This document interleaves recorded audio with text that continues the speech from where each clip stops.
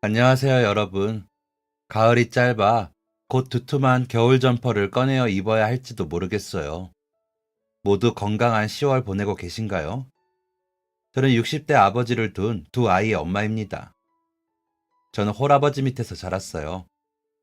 제 엄마이었던 사람은 제가 아주 어렸을 때 바람이 나서 아버지와 저의 곁을 떠났다고 들었습니다.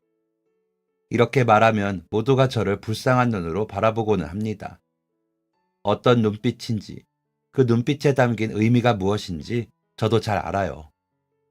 하지만 많은 사람들이 걱정하는 것보다 불행한 삶을 살진 않았답니다. 제게는 100명의 엄마보다 더 낫고 훌륭한 아빠가 있었기 때문이에요. 아버지와는 친구처럼 지냈습니다. 성장하는 매 순간마다 아버지께서는 결코 여자아이인 제게 엄마 같은 존재가 될 순 없었지만 언제나 제 인생의 가장 친한 친구가 되어주셨어요. 저는 그렇게 친구 같은 아버지가 참 좋았죠. 아버지와 함께 있는 매 순간이 기쁘고 즐거웠거든요. 저도 다른 아이들처럼 주말엔 아버지와 함께 공원에 나가 자전거를 배우며 놀고 동물원에 가고 놀이공원을 갔습니다. 엄마라는 존재가 없어도 아버지께서 계시니 저는 행복한 아이였답니다. 집에 먹을 반찬이 늘 김치에 계란 프라이 뿐이더라도 아버지만 함께 있으면 저는 웃음이 나는 아빠 바라기였죠. 그렇듯 아버지께서는 어린 저를 다루는 최고의 무기를 지닌 분이셨습니다. 그 무기는 바로 아이스크림이었어요. 자전거를 알려주신답시고 뒤에서 몰래 손을 놓으셨다가 제가 바닥에 넘어져 울음을 터뜨리면 아버지께서는 우는 저를 달래며 말씀하셨어요. 울지 마. 뚝, 아빠가 우리 혜주 좋아하는 아이스크림 사줄까? 학교에서 친구랑 싸워서 올 때도, 그냥 혼자 심술이나 올 때도 아버지께선 늘 최고의 무기인 아이스크림을 꺼내셨답니다. 봄에도 여름에도 가을에도 아주 추운 겨울에도 변함이 없었어요. 울보였던 제게 아버지의 아이스크림 사줄까? 하는 물음은 묘약 중의 묘약이었습니다. 그러다 나중엔 아이스크림이 먹고 싶어질 때마다 대책 없이 울음을 터뜨리기도 했어요. 그러면 아버지께서는 다 알면서도 평소와 같이 메로나를 제 손에 쥐어주시곤 했습니다. 그렇게 늘 제가 하고 싶어 하는 것들을 함께 하려 해주시고 같이 놀고 있으면 시간 가는 줄 모르게 재미있는 사이였던 아버지와 저. 나이가 들면서 점점 그런 시간들이 줄어들고 아버지와도 조금 멀어지나 싶었습니다. 하지만 그런 걱정도 잠시. 저희는 또 다른 형식의 친구가 될 수가 있더라고요. 저는 몰랐어도 아버지께서는 알고 계셨나 봅니다. 저희 사이에 엄마라는 존재의 부재는 있을 수가 있어도 사랑이라는 감정의 부재는 있을 수가 없다는 것을요. 다 큰 딸과 아버지가 여전히 좋은 친구가 될 수 있었던 것은 제 나이 20이 되고 이제는 아버지와 마주 앉아 시원한 맥주 한 잔을 들이킬 수 있는 나이가 되었을 때 인생에 별다른 고민거리 없이 지내던 제게 아버지께서 해주셨던 말씀 덕분이었습니다. 혜주야, 아빠가 이제 너하고 같이 목걸이 만들고 손톱 색칠하며 노는 친구는 못 되어주더라도 네 마음속에 있는 고민들, 사소한 것부터 무거운 걱정거리들, 그런 거 털어놓으면 같이 고민하고 걱정해주는 친구는 되어줄 수 있어. 이제 너도 대학 생활하고 사회생활 하다 보면 그런 순간들이 많이 찾아올 텐데 그럴 때마다 아빠를 가장 편한 친구로 생각해줘. 아빠가 다 들어줄게. 처음에 그 말씀을 들었을 때에는 좀 와닿지도 않고 별다른 생각이 없었어요. 아버지께서 그렇게 말씀해 주시는 것이 그저 든든하고 감사하기만 했었죠. 언젠가 살면서 엄청난 고난과 역경이 제 앞에 찾아오더라도 제 고민과 걱정을 함께 해줄 아버지께서 계시니 다행이라는 생각만 했었어요. 그 생각은 대학을 졸업할 때까지도 쭉 이어졌습니다. 솔직히 아버지께서 그렇게 말씀하시긴 했어도 정작 저의 사소한 고민이나 걱정거리들은 대부분 함께 술을 마시는 친구들의 몫으로 나눠졌어요. 그땐 모두가 한창 다 같이 약속이라도 한 듯 자기가 가진 가장 큰 고민을 털어놓으며 술을 마실 때였으니 말이에요. 그래서 제 술친구가 되어주고 싶어 하셨던 아버지께는 죄송한 일이었지만 어쩐지 그게 더 편하게 느껴지기도 했었습니다. 짝사랑하는 과 선배 이야기나 과제 이야기 같은 것들은 아버지께 털어놓기가 괜스레 어렵게 느껴졌기 때문이기도 하고요. 제 인생을 쭉 돌이켜보았을 때 그때가 아마 아버지와 제가 제일 거리가 있었던 시절이 아닌가 생각이 듭니다. 그랬던 아버지와의 관계가 제 마음속에서 확연히 중요성을 드러내기 시작했던 건 회사 생활을 시작했을 때였답니다. 네모난 사무실 안에서 각자의 모니터를 들여다보며 업무 처리에 바쁜 사람들은 제가 함께 밥을 먹고 술을 마시며 잡담을 떠들어대던 대학 친구들과는 완전히 다른 무언가가 있더군요.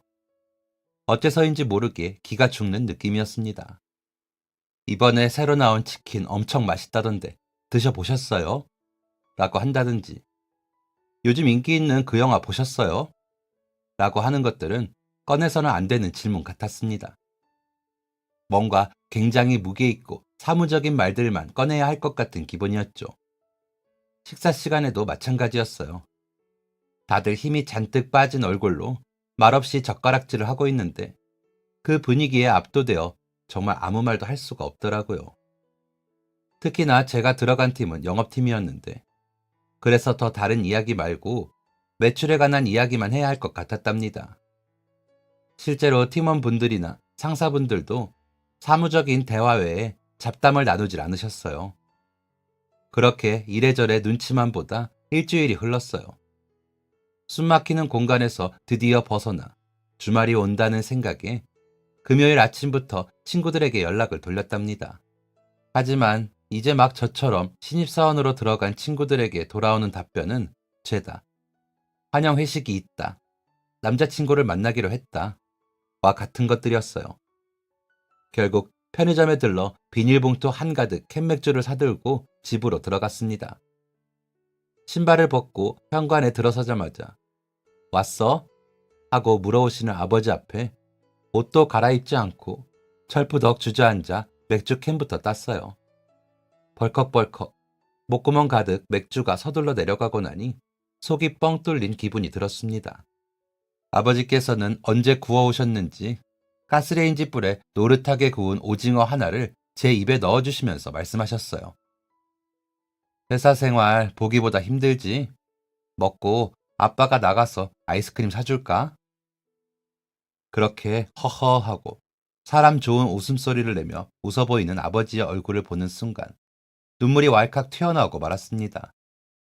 사실 기다리던 금요일에 친구들 모두 만나지 못한다는 걸 알았을 때 그때부터 이미 제 속은 뒤틀리다 못해 꼬이고 꼬여 눈물이 금방이라도 터질 기세였었어요.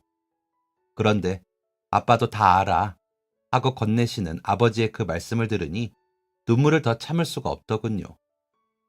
엉엉 우는 저를 아버지께서는 달래어주지도 않으시고 그저 재미있다는 듯 허허 웃으며 제 입에 오징어 다리만 넣어주실 뿐이었습니다.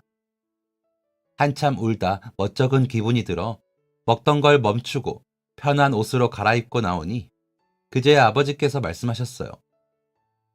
그래, 누가 그렇게 널 힘들게 하더냐? 아빠한테 모조리 다 이야기해봐. 그 말에 거짓말처럼 저의 두 입술이 봉인해지되고 말았습니다. 일주일 내내 누구에게도 쉽게 털어놓지 못하고 끙끙 앓던 것들을 아버지 앞에서 처음으로 털어놓게 된 거예요. 행여 저만 부적응자처럼 굴고 있는 것일까봐 친구들에게도 쉽게 털어놓지 못했던 고민을 인생 최고의 선배님인 아버지께 털어놓게 된 것입니다. 고민이라고 하기엔 어딘가 치졸했던 저의 속마음을 들어보신 아버지께서 내려주신 해답은 간단했어요. 그러면서도 어딘가 속 시원했습니다. 힘들었겠구나, 우리 딸. 근데 혜주야, 회사 동료랑 학교 친구랑은 다른 거야. 마음 맞는 사람 만난다면 참 좋은 일이지만 개인적인 이야기를 하는 것을 좋아하는 사람이 있으면 그렇지 않은 사람도 한 공간 안에 얼마든지 있을 수가 있단다. 이제 혜주, 네가 그 무리 속에 속하게 된 것이란다. 혜주 너에게 그 사람들이 온 게 아니라 네가 그 무리에 합류한 것이라고 생각해보렴. 그럼 너도 자연스레 그들의 암묵적인 규칙에 녹아들게 될 거야. 무조건 친구가 되어야 한다는 생각은 내려둬. 혜주 네가 영업팀이니까 팀원들이 다 함께 해나갈 일은 매출을 올리는 일이겠지. 그러니 그 대화가 주가 되는 것이 자연스러운 일이야.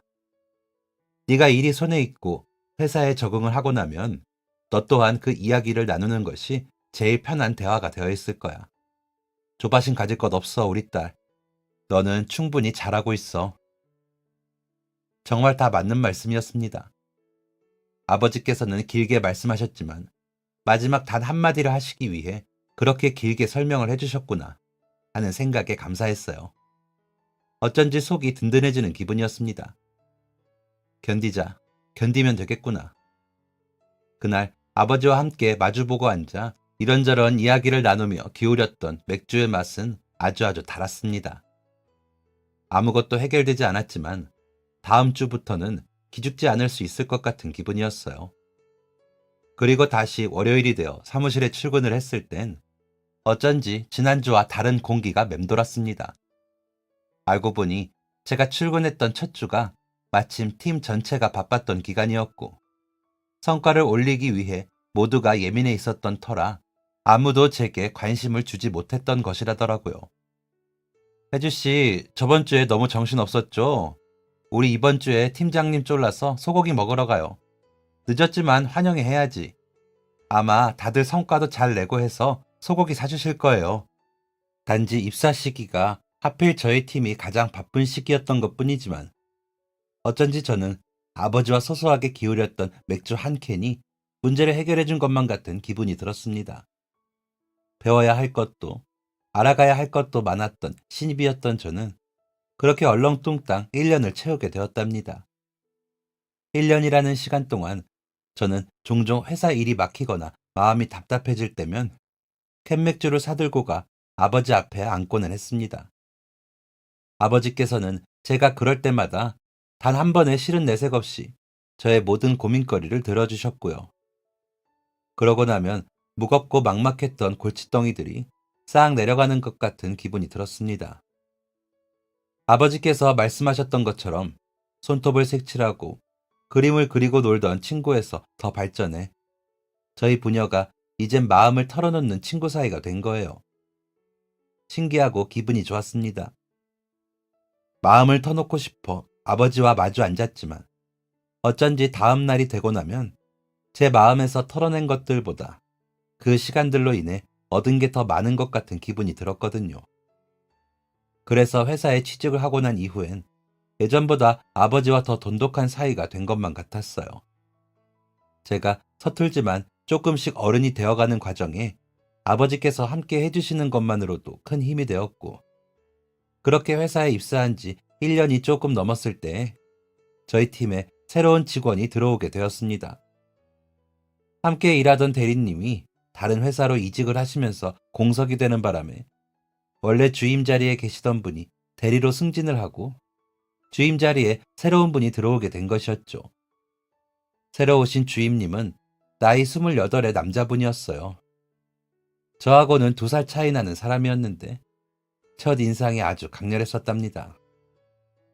전체 인사를 하고 업무 준비 시간에 탕비실에 들어갔는데 탕비실에서 나오던 주임님이 제 어깨와 탁 부딪히면서 손에 들고 있던 커피를 제게 쏟아버렸기 때문이에요. 뒤따라 탕비실로 들어오던 다른 직원도 순식간에 일어난 일에 헉 하고 발걸음을 멈추는 것이 느껴졌어요. 흰색 니트가 다 얼룩져버린 저는 그 자리에 얼음처럼 굳어버렸고 탕비실 앞엔 싸한 기운이 맴돌았습니다. 죄송합니다.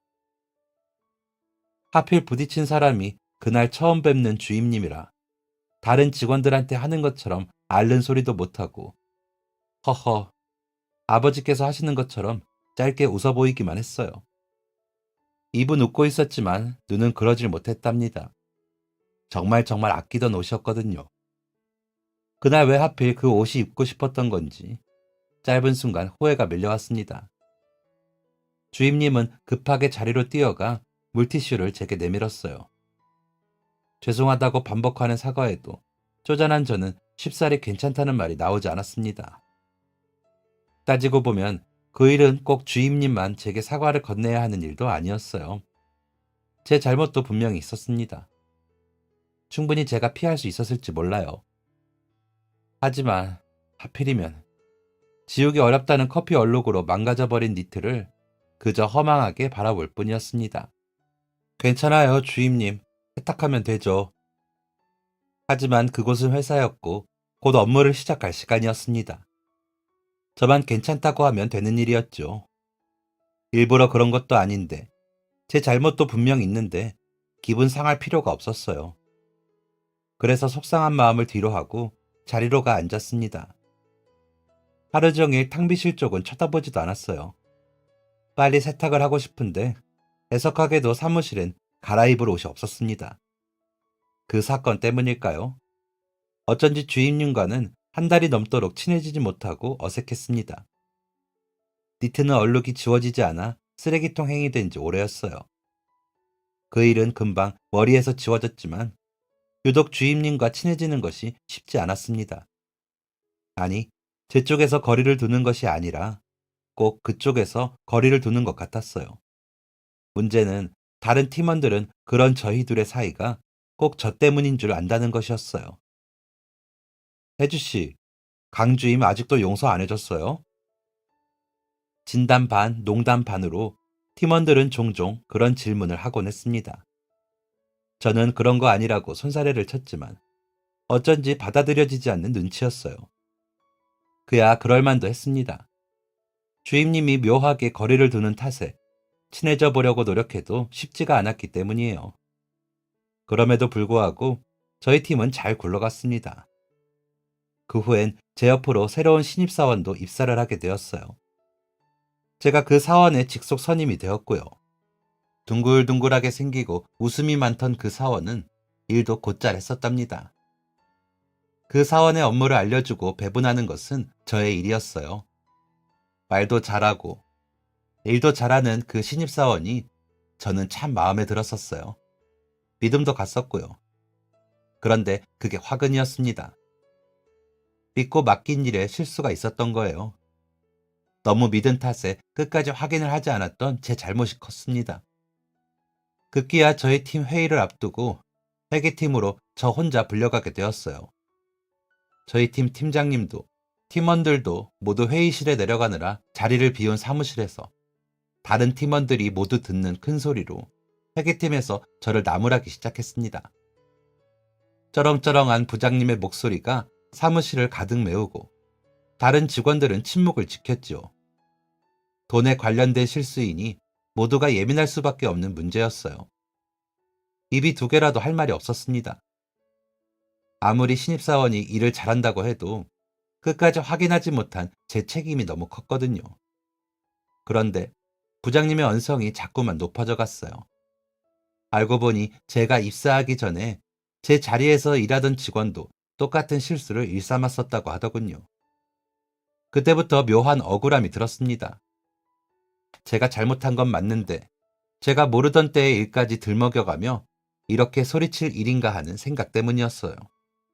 결국엔 그 자리는 뿌리를 싹 뽑던가 해야 한다니까 하는 부장님의 호통을 마지막으로 다른 팀 팀장님이 그 자리를 마무리해 주셨습니다. 영업팀 회의 있지 않아요? 한마디에 상황은 종료되었지만 두근거리는 심장은 멈출 줄을 몰랐어요. 주머니 속 핸드폰이 미친 듯이 진동했습니다. 시계를 보니 회의 시간이 한참 지나 있었어요. 계단을 타고 회의실로 내려가는 동안 수돗물 같은 눈물줄기가 뚝뚝 뺨을 타고 흘러내렸습니다. 많은 일이 있었지만 회사 안에서 눈물이 터져버린 것은 그때가 처음이었어요. 그래도 어쩌겠습니까? 회의실에 들어가야죠. 소매로 꾹꾹 눈물을 닦아내고 회의실 문을 열었습니다. 늦어서 죄송합니다. 냉랭한 회의실 기운이 뜨거운 눈두덩을 식혀주기라도 할 것처럼 차가웠습니다. 그 순간 모두가 고개를 숙이고 팀장님 눈치만 보던 회의실에서 주임님이 고개를 들어 저를 바라보았어요. 눈이 마주치고 화들짝 놀라는 것 같은 표정을 지어 보이던 주임님. 저는 울었다는 걸 들킨 것 같아 멋쩍은 마음에 어색하게 표정을 짓고 자리에 앉았습니다. 하필이면 가장 친하지 못한 주임님한테 그런 모습을 들켰다는 것이 죽을 만큼 창피했지만 어째서인지 상황은 걱정과는 다르게 흘러갔어요. 그날 퇴근길, 지하철역으로 걸어가던 제 앞에 누군가 뛰어와 멈춰 섰거든요. 저기 혜주씨, 아이스크림 먹을래요? 힘차게 달려왔는지 숨을 들쭉날쭉 고르는 주임님의 손에 들린 건 다름 아닌 메로나 아이스크림이었습니다. 생뚱맞은 전개에 눈이 휘둥그레져 주임님을 바라보았어요. 이걸 왜 저한테 주시느냐는 의미였죠. 아, 그냥 다른 뜻은 없고요. 아까 회의 시간에 운 것 같기에. 무슨 일이 있었던 거 맞죠? 신경 쓰이더라고요. 드세요. 혜주씨 주려고 일부러 산 거예요. 그렇게 저는 얼떨결에 메로나를 입에 물고 어색한 주임님과 함께 퇴근길에 오르게 되었답니다. 지하철역까지 걸어가는 내내 저희 두 사람 사이에는 언제나 그랬듯 어색한 공기가 맴돌았어요. 그 후에는 그동안 단 한 번도 퇴근길에 마주친 적 없던 주임님과 이상하리만치 자주 마주치게 되었습니다. 하루는 껌 같은 걸 나누어 주기도 하고 분식 집 앞에 서서 오뎅 국물을 마시기도 했지요. 그때쯤 됐을 땐 제 스스로가 너무 이상했습니다. 혹시 나 혼자만 주임님을 어색하게 느끼는 거 아닐까? 주임님도 나를 어색해 한다고 하기에는 너무 아무렇지 않아 보이는데. 어색한 사이라고 굳게 믿었던 주임님이 자꾸 이거 먹자 저거 먹자 같이 가요 하며 따라오니 들었던 생각입니다. 그리고 그 풀리지 않는 어색함이 정점에 달했던 건 그날이었어요. 어느새 주임님과 함께 퇴근길에 오른 지도 2달이 넘어가던 시점. 지겨운 겨울이 끝나가고 초봄을 알리는 새싹들이 나뭇가지마다 피어나고 있던 때였죠. 지하철을 타러 내려가는 길에 상가 옷가게에 있던 니트 색감이 특이해 그냥 잠시 쳐다본 것뿐이었는데 이 남자가 글쎄 다음날 그걸 사들고 온 것입니다. 이걸 왜 주시는 거예요? 당황해서 묻는 제게 주임님은 아주 해맑은 눈을 하고 말했어요. 제가 저번에 니트 망가뜨렸잖아요. 정말 내내 미안했는데 어제 이거 마음에 들어 하는 눈치기에 사왔어요. 맞죠, 이거? 그 해맑은 눈에다 대고 아니라는 말을 할 수가 없더라고요. 하는 수 없이 고맙다고. 그리고 저번 일은 정말 괜찮으니 더 신경 쓰시지 말라고 말씀드리고 니트를 받았습니다. 연두색에 두툼했던 그 니트는 예상보다 더 빨리 찾아온 봄 날씨 덕분에 한 번도 제 몸에 걸쳐지지 못하고 옷장 안에서 1년 내내 파묻혀 있어야 했어요. 그 니트 왜 안 입느냐는 주임님의 질문에 날씨가 더워져서 그렇다고 대충 둘러댔지만 저는 속으로 언젠가 다시 다가올 겨울이 늘 두려웠습니다. 내 얼굴에 연두색 안 봤는데. 하지만 생각해준 마음이 고마워서라도 한 번은 꺼내어 입어야 할 참이었죠. 그리고 그 두려운 마음으로 다가올 겨울을 기다리던 와중에 주임님과 저는 연애를 시작하게 되었습니다. 주임님이 베푸는 호의가 저를 향한 관심의 표현이었다는 것을 전혀 몰랐던 제가 그 마음을 알아주기까지 너무 오래 걸렸지만 그 마음을 알았을 때 이미 저도 주임님에게 물들어 있다는 걸 깨닫게 되었어요. 무엇보다 제가 울었던 날, 퇴근길에 급히 뛰어와 아이스크림을 건네던 그 모습은 꼭 어렸을 적 제가 울음을 터뜨릴 때마다 아이스크림을 사주시던 아버지의 모습 같아서 내내 마음에 남았었답니다. 그저 어색하고 불편한 사이라서 신경 쓰인다 느꼈던 것이 호감 때문이었나 봅니다. 그렇게 출근 첫날부터 제 옷에 커피를 쏟아 좋지 않은 인상을 심어주었던 강태성 주임님은 메로나 하나에 어느덧 제 남자친구가 되었어요. 회사 내에서 연애를 한다는 것은 쉽지 않았어요. 직원들 사이에 저희가 연애를 한다는 사실이 알려져 봐야 좋을 것이 없겠다는 생각에 비밀 연애를 했기 때문입니다. 아무리 좋아도 회사 안에서는 예전처럼 서먹서먹한 척 연기를 해야 했어요. 물론 영업팀 일이 너무 바빠 딱히 연기라고 신경 써서 할 것도 없긴 했었지만요. 그래도 남들을 속인다는 것 자체가 그렇게 마음 편한 일은 아니었던 것 같습니다. 그렇게 저희 두 사람은 3년 정도를 더 그 회사에 다녔어요. 그러는 동안 저희 아버지께서는 정년퇴직을 하시고 아파트 경비 일을 시작하시게 되었고요. 저도 회사에서 승진을 했고 아버지 힘든 일 하지 마시라고 말씀을 드려보아도 아버지께서는 고집을 꺾지 않으셨습니다. 사실 제가 아무리 승진을 했어도 제 월급으로는 턱도 없는 삶이긴 했어요. 그게 아버지께 불효를 하는 게 되는 것 같아 속이 상했고요. 하루라도 더 빨리, 한 칸이라도 더 높이 승진해야겠다는 생각을 했습니다. 아버지께서는 왜 받을 사람 생각도 안 하는데 혼자 설레발을 치고 있느냐고 웃으셨지만 제가 어떻게 사는 게 더 아버지를 위할 수 있는 것인지 어려운 고민에 빠졌었죠. 그렇게 아버지께서 경비 일을 시작하신 지 1년이 조금 넘어가던 어느 날이었어요. 매해마다 챙겨받으시는 건강검진을 하시고 돌아와 삼겹살에 소주를 드시겠다고 상을 차리시는 아버지께 잔소리를 퍼부었습니다. 퇴직 이후 부쩍 저녁 식사마다 술을 곁들이는 일이 늘어나셨거든요. 예전엔 드시더라도 저와 함께 맥주 한 캔 정도가 다였다면 이제는 잦은 야근이다, 회식이다, 핑계를 대며 늦는 딸이 없어 수다마저 빠진 밥상에서 혼자 소주 한 병을 드시는 것입니다. 하루 이틀 별 생각 없이 그러려니 했었는데 주말에 분리배출을 하러 내려갔다가 깜짝 놀라고 만 거예요. 체감상으로 느꼈던 것보다 훨씬 많은 소주병이 나와서였습니다. 그때부터 아버지께 잔소리를 시작한 것 같아요. 다른 이유는 없었습니다. 건강에 행여나 해가 될까 하는 걱정 때문이었죠. 그런데도 아버지께서는 웃어 넘기기만 하실 뿐이었고 건강검진하느라 하루 전날만 술을 건너뛰시는 모습이 귀여우면서도 화가 나 잔소리를 하게 된 거예요.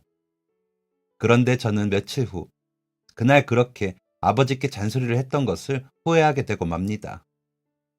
아버지께서 건강검진을 하실 때 복부 CT를 추가로 선택했었는데 신장에 이상 소견이 있어 일주일 후에 따로 외래 진료를 가셨었나 봅니다. 그땐 그런 이상 소견이 있다는 것조차 모르고 잔소리만 왕창 퍼부었었는데 병원에서 그런 말을 듣고 혼자서 얼마나 무섭고 걱정되셨을지 생각하면 지금 이 글을 쓰는 와중에도 속이 쓰려요.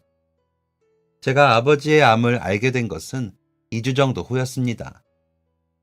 외래 진료를 보러 가셨던 아버지께서 신장암 1기 의심 소견을 받으시고 그로부터 일주일 뒤에 정밀 신장 CT를 촬영하시게 되면서 제가 알게 된 거예요.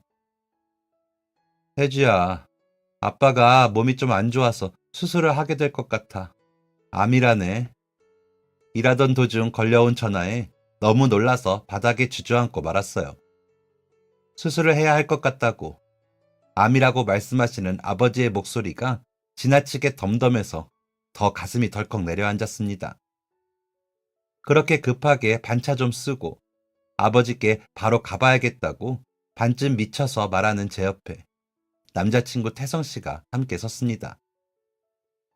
내가 데려다 줄게. 너 혼자 못 가. 나란히 반차를 쓰고 아버지께 달려가는 그 순간에도 몇 번이나 정신을 놓았는지 모르겠어요. 암이라는 단어가 너무 생소했습니다.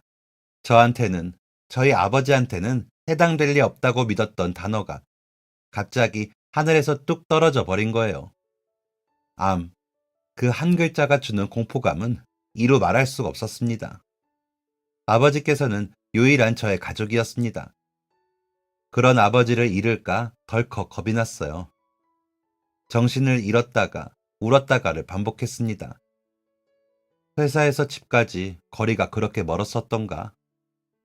불안한 마음으로 도착한 집. 거실에 멍하니 앉아 계시던 아버지께서 현관문이 열리는 소리에 화들짝 놀라 저를 돌아보셨습니다. 아빠! 다른 어떤 말도 나오지 않고 계속 아버지를 부르고 또 불렀습니다. 크고 두툼한 손은 위로 받아야 할 때마저 다 큰 딸의 등을 두드리느라 여념이 없었어요. 진짜 울고 싶을 사람인 아버지의 품에 안겨 눈치 없는 눈물을 얼마나 쏟아냈는지 모릅니다. 아버지께서는 실컷 울다 울음을 그친 제게 천천히 말씀해 주셨어요. 지금의 아버지 상태와 앞으로의 긍정적인 이야기들이었습니다. 우선 그나마 마음이 놓였던 것은 초기, 중기, 말기 중 아버지의 상태는 초기에 속한다는 것이었어요. 아버지의 병명은 신장암이었는데 약 3.5cm 정도의 크기에 속해 1기로 의심이 되는 상태라고 하셨습니다. 수술은 2주 후에 예약을 해두었고 무사히 수술 잘 받고 회복에 신경을 기울이면 큰 문제가 없을 거라는 말씀이었죠. 걱정했던 마음이 사르르 내려앉다가도 또 눈물이 왈칵 터져나오기를 반복했습니다. 다행이다. 다행이야, 아빠. 라고 했다가 그래도 아빠 어떡해. 우리 아빠 어떡해. 라고 하기를 반복했던 것 같습니다. 아버지의 수술까지 2주. 그 시간 동안 마치 억겁의 시간이 흐르는 것만 같았습니다. 걱정이 끊이질 않았어요. 회사에는 갑자기 태성 씨가 저를 데려다 주는 바람에 둘이 연애한다고 소문이 쫙 나버렸지만 그런 건 신경 쓸 겨를도 없었습니다. 일을 하겠다고 사무실 책상에 앉아서도 도무지 일이 손에 잡히지 않았습니다.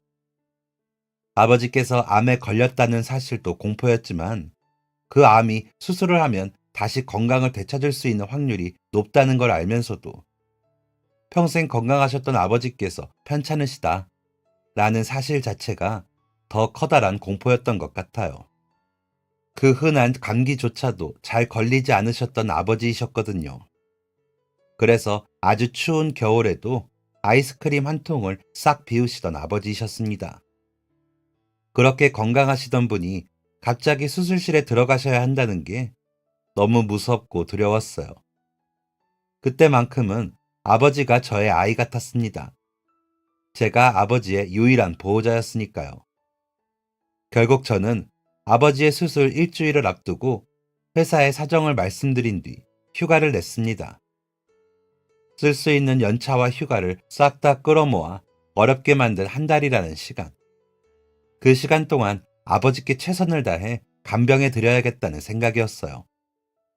아버지께서는 그럴 필요 없다고, 혼자서도 괜찮다고 하셨지만 제 입장은 그러질 못했습니다. 쉬시라고 하는 제 말에도 기어코 경비일을 나가신 아버지를 수술하시기 전에 집에서만큼은 조금이라도 더 편하게 있으실 수 있게 해드리고 싶기도 했었습니다.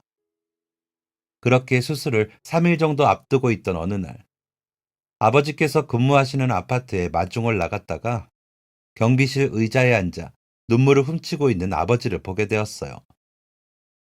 아빠! 하고 달려가 문을 열었습니다. 눈물을 닦던 아버지의 손엔 노란 봉투 하나가 들려 있었어요. 혜주야, 이 일을 어쩌면 좋냐. 제 이름을 부르시는 아버지의 떨리는 목소리가 저를 불안하게 했습니다. 정체 모를 노란 봉투를 빼앗아 내용물을 살폈어요. 그런데 봉투엔 전혀 예상치 못한 것이 들어있었습니다. 돈이었어요. 아빠, 이거 뭐야? 뭔데 그래? 아버지께서는 다시 제 손에서 봉투를 가져가 내용물을 한 번 더 확인하시고는 고개를 숙이셨습니다. 결국 저는 무슨 일이 있으셨던 거냐고 아버지를 한 번 더 추궁하는 수밖에 없었죠. 순찰하고 돌아왔는데 이게 문 앞에 있더라고. 열어보니까 돈이 들어있어서 화들짝 놀랐는데 그 옆에 편지 하나가 놓여 있었어. 아버지께서는 책상 위에 펼쳐진 편지를 바라보셨습니다. 제 시선도 자연스레 편지에 적힌 글자를 읽어 내려갔어요. 그곳엔 서툴고 삐뚤삐뚤한 글씨체를 한 어느 할머니의 따뜻한 마음이 담겨 있었습니다. 경비 선생, 몸은 좀 괜찮어? 나 백구동 1002호 할머니예요.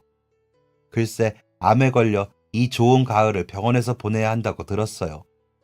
괜찮어? 괜찮지 않겠지. 나도 60살에 수술을 해봐서 그 마음 알아요.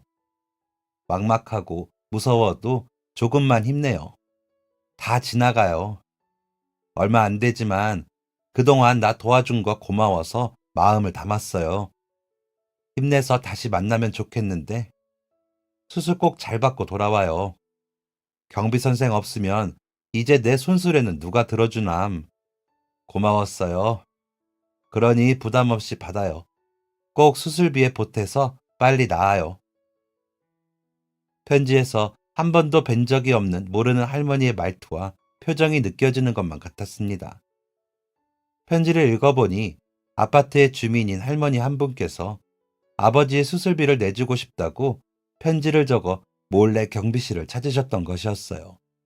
게다가 편지를 다 읽고 아버지의 말씀을 들어보니 그분이 평소 아버지께서 눈여겨보시던 할머니라고 하시더군요. 내가 순찰 돌거나 경비실에 앉아있을 때 가만 주변을 보다 보면 허리도 잘 펴지지 않는 아주 작은 몸을 하고 손수레를 끌고 가는 분이 계셨어.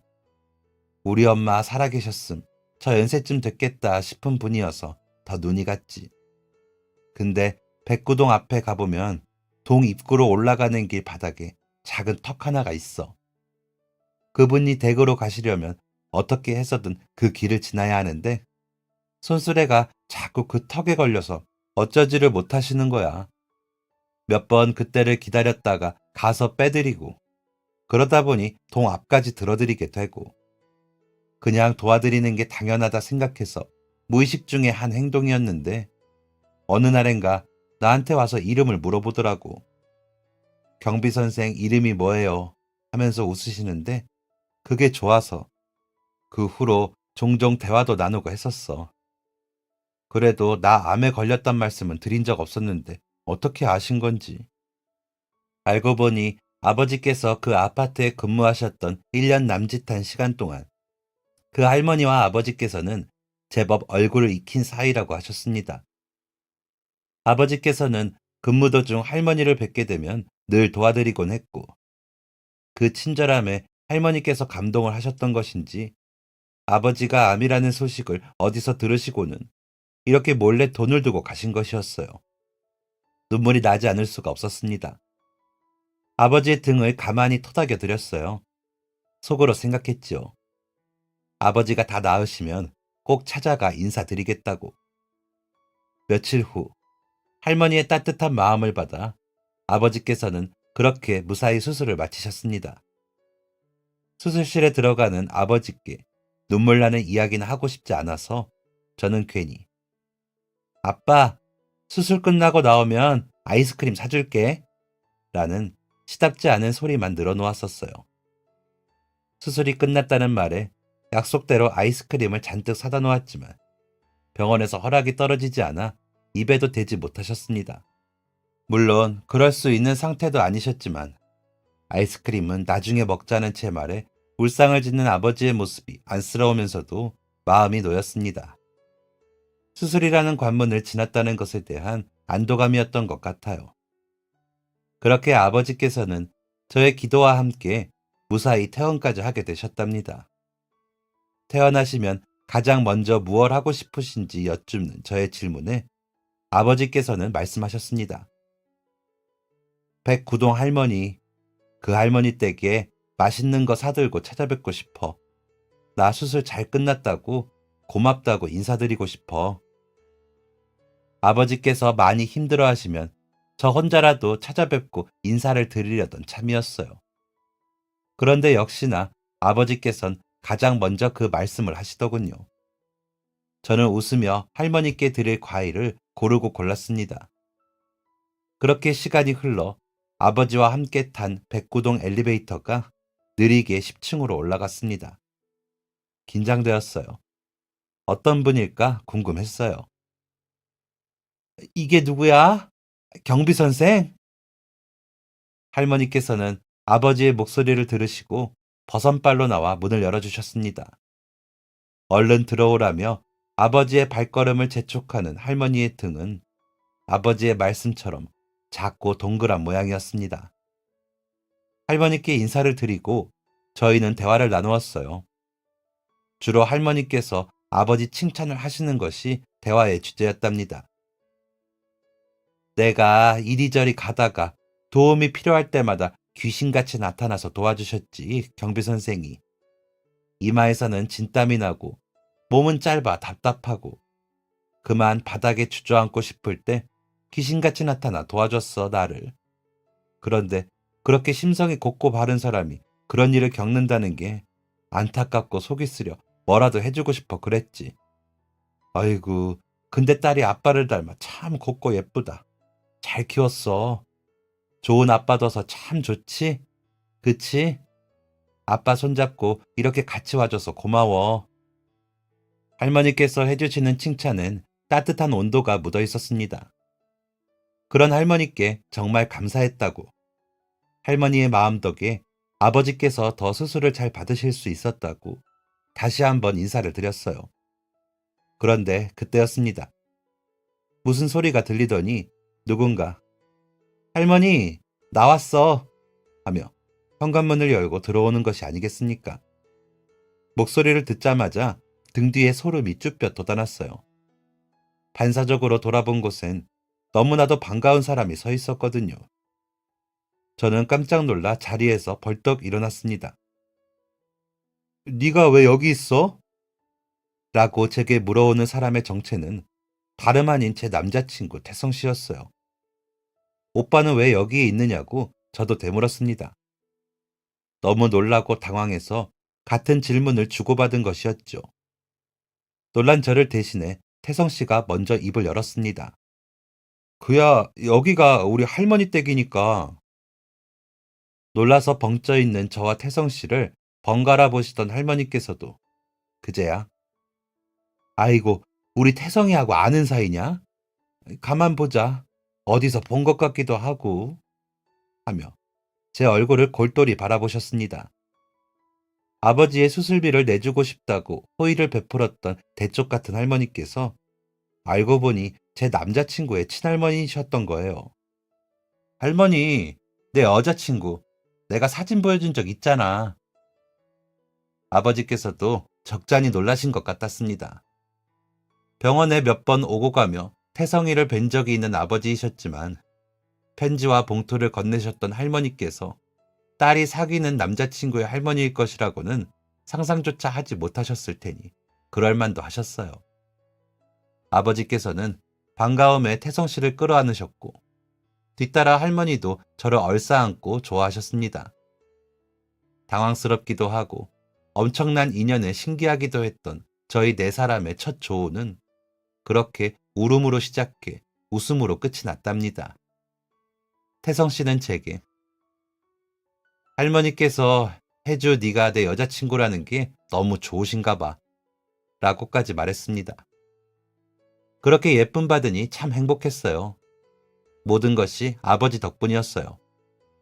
아무것도 한 것이 없는 제가 아버지로 인해 예쁨을 받고 있었으니까요.